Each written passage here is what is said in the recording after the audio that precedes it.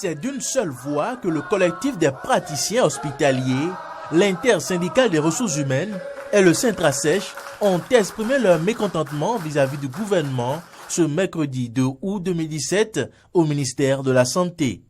Ils s'insurgent contre l'adoption du rapport de la commission de réforme du secteur de la santé, mais également de la mise en place d'un comité technique de mise en œuvre des dites réformes.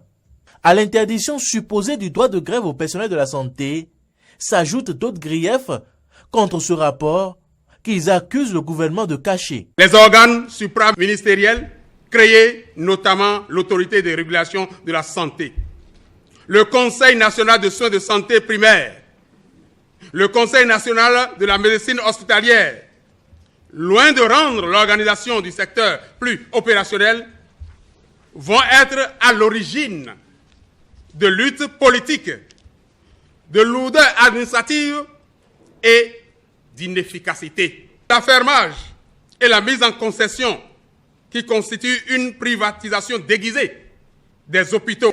Les questions d'inégalité d'accès aux soins et de financement des hôpitaux n'ont pas été prises en compte dans le rapport de la Commission.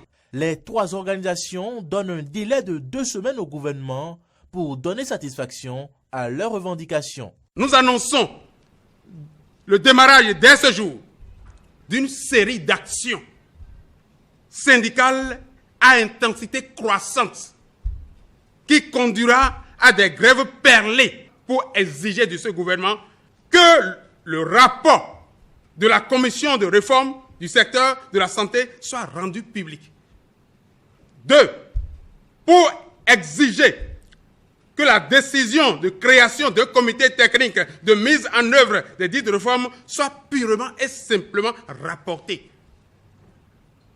Qu'une commission regroupant les représentants des acteurs sociaux et les différents corps soit mise sur pied afin d'étudier à fond le rapport de la commission des réformes et de faire des propositions subséquentes. Le collectif des syndicats du secteur de la santé a reçu pour cette lutte le soutien des centrales syndicales telles que la CSA, la CGTB et la COSI Bénin.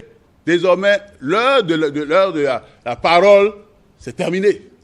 C'est les actions. Sur ce terrain-là, on ne négociera pas des compromissions. Je voudrais inviter tous les travailleurs à se tenir prêts. Ils vous diront le moment venu, oui, c'est des gens qui ont prêté serment.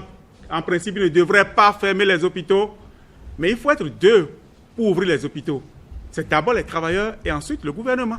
Les hôpitaux béninois risquent à nouveau de fermer leurs portes aux citoyens en quête de soins de santé pour un mieux-être.